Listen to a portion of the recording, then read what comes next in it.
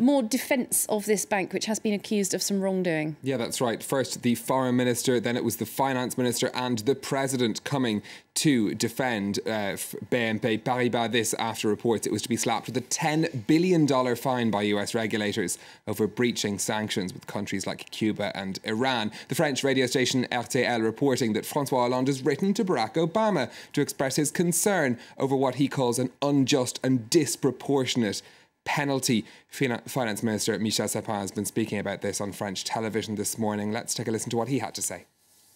From our point of view, the sum that we've seen reported in the press is unfair. It's not that it puts a bank in danger, but any time a fine of this nature is levied, if it's disproportionate, any bank would see the effects of it on its balance sheet, so it would affect its ability to lend money. That was Michel Sapin speaking there a little earlier on. Stephen, what's happening on the markets? Fairly negative open at the start here in Europe. All of the main indices opening in the red. Investors looking ahead to the meeting of the European Central Bank tomorrow and to what it might or might not be doing about the low level of inflation in the Eurozone. Just one share we've been watching for you in Paris this morning is that of Bouygues Telecom, down over 3% in trading. This after rumours that its merger with Orange could be on the cards for the company. Investors not too pleased about that. Over in Asia, a similarly negative picture on the Asian markets. Just checking in today on the S&P ASX 200 in Sydney, where investors not too pleased, it seems, with news that the Australian economy grew at its fastest rate in 2 years in the first 3 months of this year.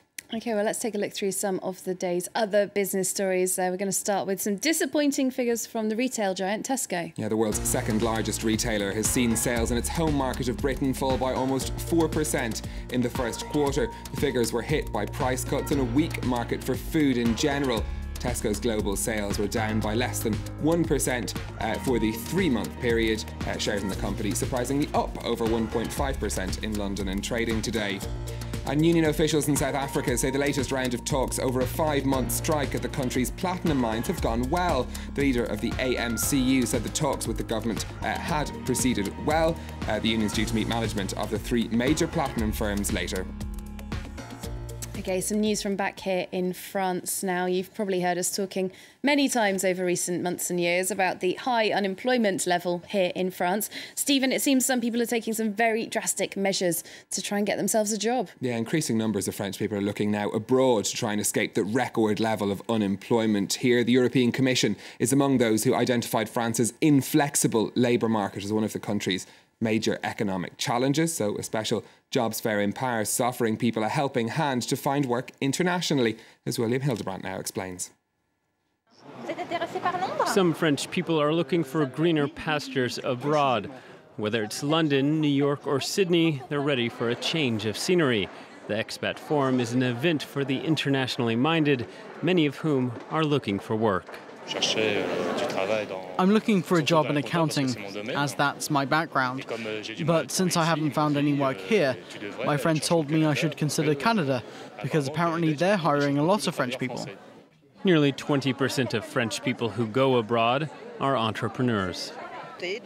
I could start over, either open an upscale grocery with a restaurant or a store that sells French products.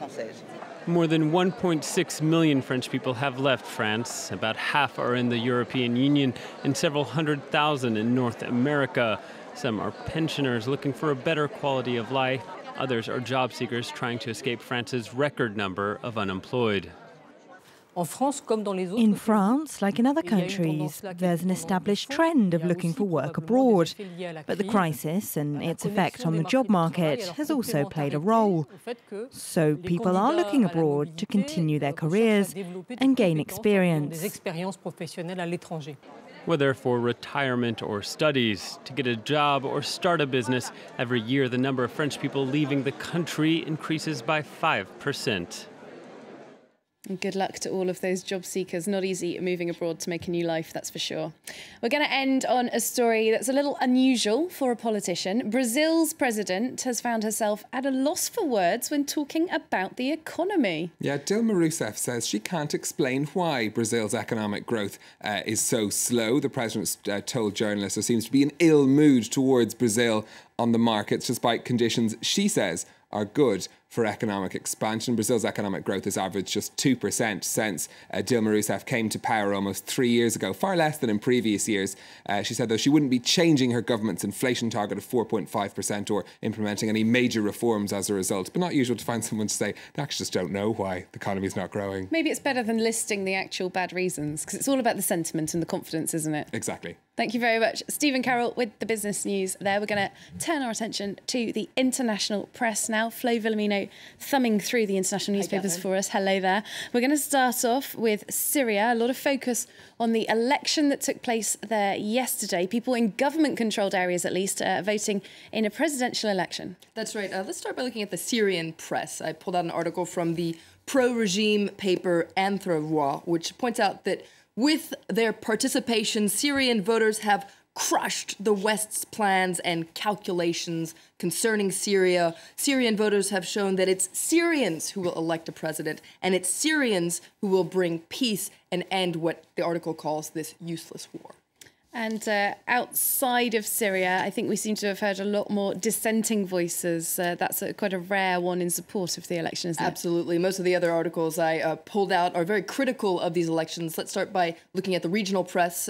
L'Orient Le Jour, the Lebanese paper, says that the scenes in Damascus yesterday were surreal. Syrians voting while bombs dropped in the background. So you can see the title here. It says it's a farce under the bombs, but you can see the contrast there with that photo of Bashar al-Assad taking a selfie with voters. Now, Wall Street Journal